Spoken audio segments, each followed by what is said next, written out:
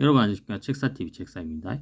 너는 분명히 문제인간이다. 이번 영상을 통해서는 제목에 쓰이는 사원뿐만 아니고 오너들도 활용할 수 있는 인간관계를 더 나아가서 넘어서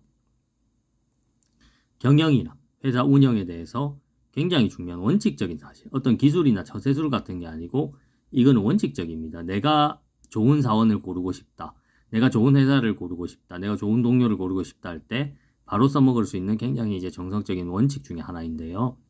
일단 항상 책사 팩트를 기반으로 말씀드리지 않습니까? 오늘은 제 경험을 통해서 또 말씀드리도록 하겠습니다. 출근 시간과 퇴근 시간 있지 않습니까?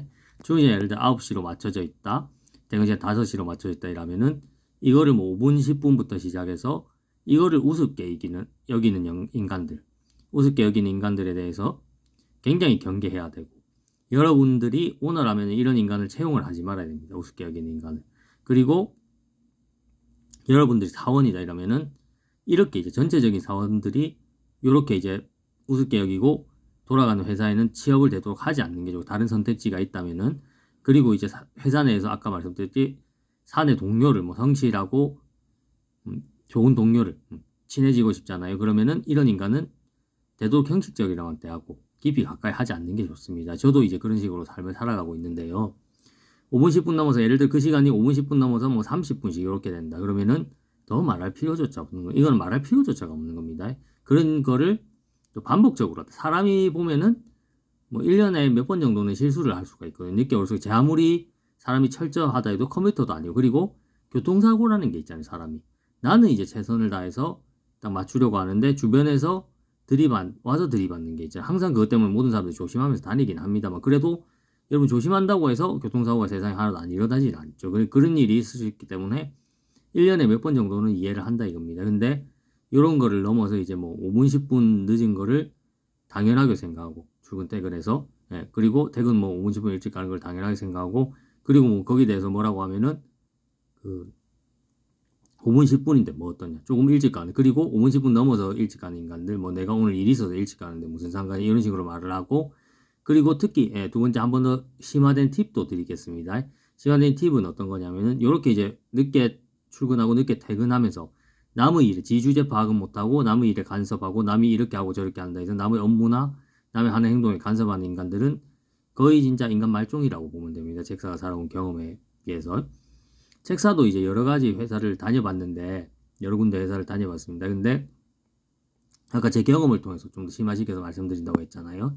이런 인간들이 처음에는 하나둘이 모이거든요. 하나둘이 모이는데 처음에 그렇게 돼서 아까 말씀드렸듯이 제대로 된 회사라면 이런 인간들이 잘려나갑니다. 해고를 당합니다. 다시 오지 마라 이러고 해고를 시켜버리는데, 근데 이제 제대로 되지 않는 회사 같은 경우는 이런 인간들이 하나둘씩 모여서 이런 인간들 중에 한 명이 힘을 가지게 됩니다.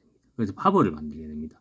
그러면은 여기 이제 지옥이 펼쳐지기 시작하는 거예요. 이런 인간들 때문에 성실한 사람, 자기 할 일 하는 사람들이 같이 고통을 당하는 거예요. 그러면은 업무의 평가 기준이라는 것도 사소한 거를 가지고 별것도 아닌 거 가지고 침소봉대를 해서, 진짜 중요한 기준 중에 하나, 일을 잘하는 것도 되게 중요하죠. 일을 잘하는 것도 되게 중요한데 이 못지않게 중요한 게 근무 태도잖아요. 아까 말씀드린 근무 태도인데, 근무 태도가 이게 뭐 출근, 퇴근, 그리고 업무 시간에 성실함, 뭐 자리 안 비우고 이런 건데, 이런 거는 뭐 대수롭지 않게 여기고, 여러분 잘 되는 회사에서 자유롭게 이제 운영했던 옛날 구글 같은 회사도 있었지만, 그렇다고 해서 근무 태도가 개판인 거를 구글이 옹호했던 건 아니잖아요. 그리고 구글이 뭐 출퇴근 시간 뭐 자유를 했다고 해요. 그 모든 사원들에게 애초부터 시작부터 자유롭게 자유 출퇴근, 업무량만 하면 자유 출퇴근으로 한 거지, 뭐 어떤 사람은 지각하고 어떤 사람은 뭐 지각 안 하고, 그리고 성실한 사람들을 피하고 이런 게 아니었잖아요.